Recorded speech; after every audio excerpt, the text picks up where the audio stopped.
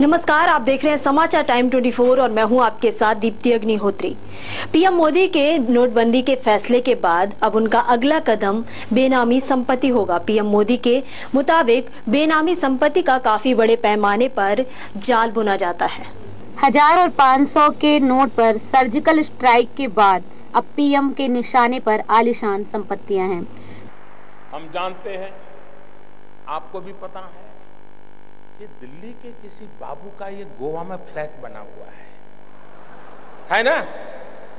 मैं गोवा के बिल्डरों से मेरी शिकायत नहीं है, उनका तो काम है मकान बेचना, लेकिन गोवा में जिसकी 7 पीढ़ी में कोई गोवा रहता नहीं है, वो पैदा हुआ कहीं और, काम कर रहा है दिल्ली में, बड़ा बाबू है, फ्लैट खरीदा गोवा में। किसके नाम? खुद के नाम खरीदते हैं क्या? औरों के नाम से खरीदते कि नहीं खरीदते लोग? हमने कानून बनाया, जो भी बेनामी संपत्ति होगी, दूसरे के नाम की संपत्ति होगी, हम कानूनन अब उस पर हमला बोलने वाले हैं। ये संपत्ति देश की है, ये संपत्ति देश के गरीब की है, और मेरी सरकार सिर्फ और सिर्फ देश में से गरीबों की मदद करना मेरा कर्तव्य मानती है, और मैं उसको करके रहूंगा। यहाँ एक तरफ पीएम मोदी ने काले धन पर मुहिम को आगे बढ़ाते हुए रियल एस्टेट पर निशाना साधा, तो वहीं लोगों से 50 दिन का साथ मांगा है। पीएम के मुताबिक बेनामी संपत्तियों में देश का बड़ा काला धन छिपा हुआ है। हमेशा से ही ये माना जाता है कि जितने भी बड़े बड़े रियल एस्टेट होते हैं, उनकी नींव काले धन पे ही टिकी होती है। देश के रियल एस्टेट सेक्टर पर शुरू से ही आरोप लगता रहा है कि इसकी नींव काले धन पर टिकी हुई है। पीएम ने इसी मुद्दे को उठाया है। बेनामी संपत्ति पर सर्जिकल स्ट्राइक का दावा करने के बाद पीएम ने कहा कि काले धन के खिलाफ छेड़ा गया उनका मुहिम यहीं पर खत्म नहीं होने वाला है।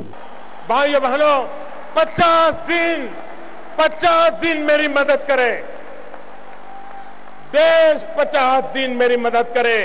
जोर से तालियों के साथ मेरी इस बात को स्वीकार कीजिए आप। बहुत बहुत धन्यवाद। अमूमन पीएम मोदी की स्पीच सटीक और तेज तर्रार देखी जाती है, लेकिन जब देश के नागरिकों की बात आई तो मोदी भावुक हो उठे।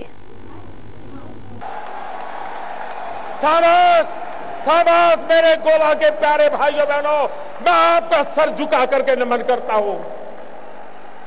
ये सिर्फ गोवा नहीं, ये सिर्फ गोवा नहीं, ये हिंदुस्तान के हर ईमानदार की आवाज है। हिंदुस्तान के हर ईमानदार की आवाज है। भाइयों बहनों, मैं जानता हूं मैंने कैसे कैसी ताकतों से लड़ाई मोल ली है। मैं जानता हूं कैसे कैसे लोग मेरे खिलाफ हो जाएंगे। मैं जानता हूं 70 साल का उनका मैं लूट रहा हूं, मुझे जिंदा नहीं छोड़ेंगे, मुझे बर्बाद करके रहेंगे, उनको जो करना है करे। तरह तरह के इल्जामों का खंडन करते हुए पीएम मोदी ने कहा कि मैं तो हमेशा से ही लोगों को आगाह कर रहा था कि जब मैंने बैंक अकाउंट खुलवाए और भ्रष्टाचार के खिलाफ आवाज उठाई तो देश के नागरिकों को तभी समझ जाना चाहिए था। उसके बाद हमने प्रारंभ में आकर के एक काम लिया, प्रधानमंत्री जनधन योजना के द्वारा गरीब से गरीब का बैंक अकाउंट खोलना। उस समय लोगों को समझ नहीं आया कि मोदी बैंक अकाउंट खोला कौन रहा है। अब लोगों को समझ आएगा कि इस बैंक अकाउंट का क्या फायदा होने वाला है। करीब करीब 20 करोड़ से ज्यादा लोग, गरीब लोगों के बैंक अकाउंट खोले, और हिंदुस्तान में अमीर लोगों के जेब में, बटवे में भांति भांति बैंक को क्रेडिट और डेबिट कार्ड होते हैं। अब गरीब तो बेचारा सोच ही नहीं सकता था ऐसा भी कोई कार्ड होता है, कार्ड से मिल जाता है, कुछ पता नहीं था उसको। भाइयों बहनों, प्रधानमंत्री जनधन योजना के लिए बहन के खाते खोले, ऐसा नहीं, इस देश के 20 करोड़ लोगों को हमने रुपए कार्ड दिया है, डेबिट कार्ड दिया है, और यह आज से 1 साल पहले किया हुआ है।